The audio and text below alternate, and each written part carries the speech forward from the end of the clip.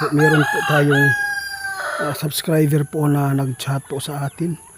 Kasi meron po daw silang namataan po doon sa kanilang kabahayan na ang lakas po daw ng ugong. Kasi sabi po na eroplano daw nagpaikot-ikot po doon sa kabahayan.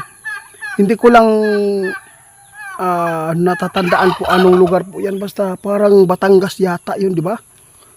Parang Batangas yata yun. Pasensya na kayo guys ha. Ang nag-chat po sa atin yung subscriber po natin, no? Doon po siya nag-chat sa ating FB.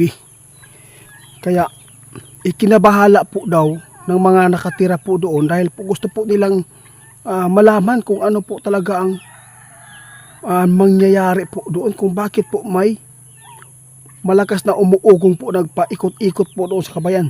Ano kaya ito? Dito po nyo malalaman ngayon guys, kasi po hindi lang po doon sa isa na ikinabahala po talaga na ang dami po mga drone nagsiliparan. Kaya dito tayo kasi gusto kong itanong guys kung ano man po ang kanilang nakikita doon, kung ito po ba ay eroplano. Kasi po ang sabi po niya eroplano po daw. Hindi naman siguro yung eroplano na mag-isti po yan sa himpapawid kapag ito ay malapit sa kabahayan. Kasi po dito natin po malalaman ngayon kung nandito po yung kaibigan. Magandang umaga po, kaibigan. Nandito si kaibigan guys. Syuto, maraming salamat, nandito po kayo. Meron po nag-chat po sa akin si Ma'am Da Abubo. Ang kanyang account po sa FB. Kung gusto po inyong i-search po yan, kayo po magtanong. Baka po sabihin po nyo, naggawa-gawa po tayo ng istorya. Kasi ikinabahala po nila kung ano po daw yun. Kaibigan, dito po ako sa inyo ngayon po kasi meron pong nag-chat po sa atin. Gusto kong itanong sa inyo. Kasi hindi naman po siya na nagsabi sa atin na itanong ko sa inyo. Pero ako mismo ang kusang loob na lumapit sa inyo para po malaman po natin at maipaabot sa kanila kung ano po yung nasa kanilang area ngayon. Kasi po meron pong malakas na ugong. Sabi po na aeroplano. Hindi naman yan nag-i-stay yung aeroplano kapag kadalasan yan, helicopter pwede yan na lalapit po sa kabayan, di ba? Pwede bang malaman kung ano po yan kasi ikinabahala po nila. Baka ano po daw ang mangyayari po daw, baka meron po daw pagmamasid na ginagawa po ng mga kalaban. Eroplano po ba yun? Hindi. Guys, hindi po yan eroplano ha. Malaking drone ang ginamit po doon sa inyo, no? Ma'am,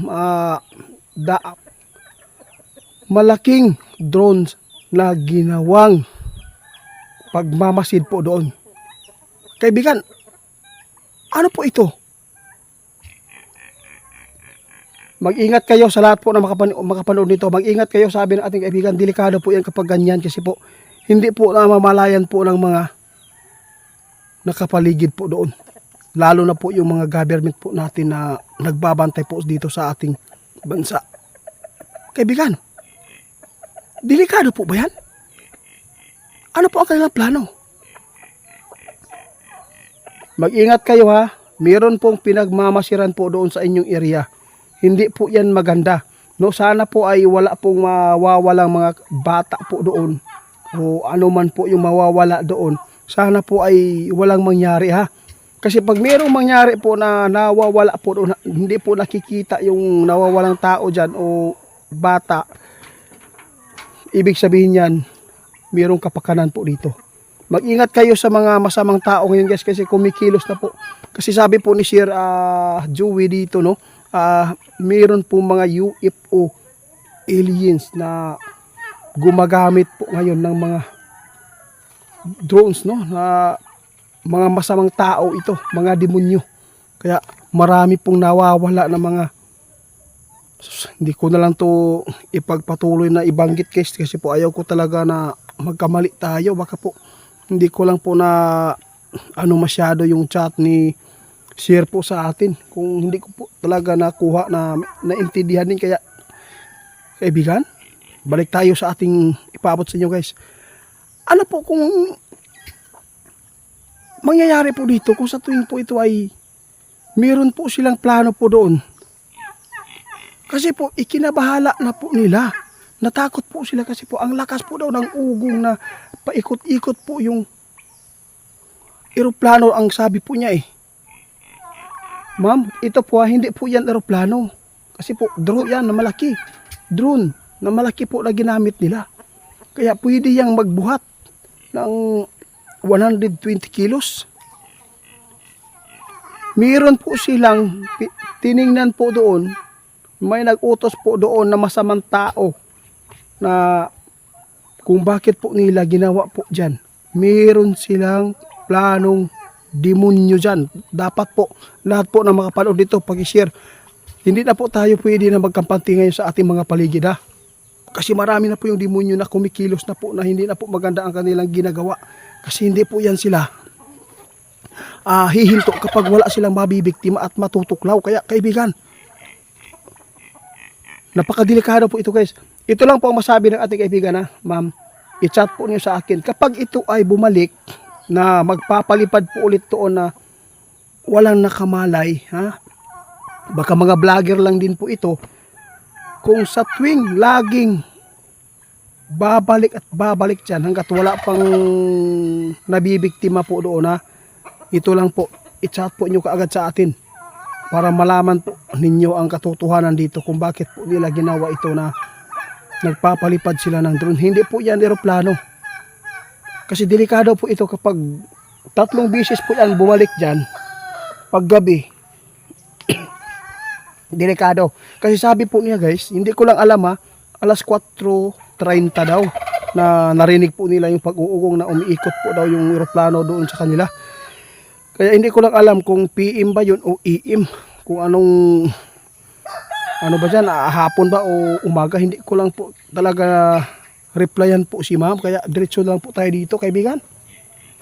Malaki po itong problema guys, no? Hindi lang po doon sa Amerika, marami po na ganitong nangyayari. Kaya ikinabahala na po doon po sa Amerika ngayon. Kasi marami pong mga drone na ginagamit po nila. Iwan ko lang kung ano po talaga itong mangyayari ito sa atin. Bakit po ginawa po nila ito. Kaya natatakot lang po yung nag-chat sa atin guys. Kasi ikinabahala po nila dahil po yung drone, eroplano po talaga yung binanggit po dito na nag-chat po siya atin na ang lakas po doon ng ugong. Kaya ikinabahala po ng kanilang mga kapitbahay. Kaya ito lang po sabi ko mama, mag-ingat kayo dyan. Kung sa tuwing ito ay babalik mga 3 beses or 4-5 kapag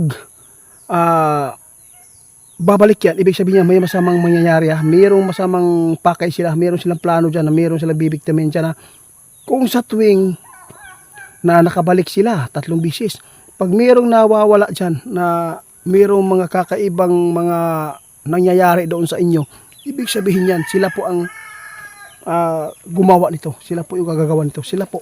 Kaya dapat mag-ingat tayo ngayon dahil po marami pong mga tao ngayon ang may bibiktima, lalo na yung mga tao ngayon kukunin nila para magagamit po nila sa tuwing gagamitin na ng tao guys, kukunin nila yan. Sabi ng ating ibig, kukunin nila yan yung tao pagkatapos ay lalagyan po ng kung ano man po ang ilalagay doon sa katawan para sila ay mag-agad na lang sila guys na i-manage po sila sa taong gumawa yan, kung sino man yung mga leader na yan.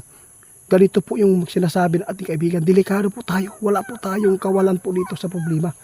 Dahil po kapag ito ay mangyari, kung meron silang makuhang tao, gagawin po nila eksperimento para ay maging sunod-sunuran na lang sa kanila. Meron silang ilalagay, kaya dapat po kayo mag-ingat.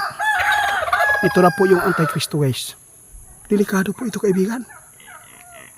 Ito po talaga yung nakikita nyo. Delikado po kapag bumalik yan 3 beses o 4. Ito po ay delikado. Nako, dapat talaga guys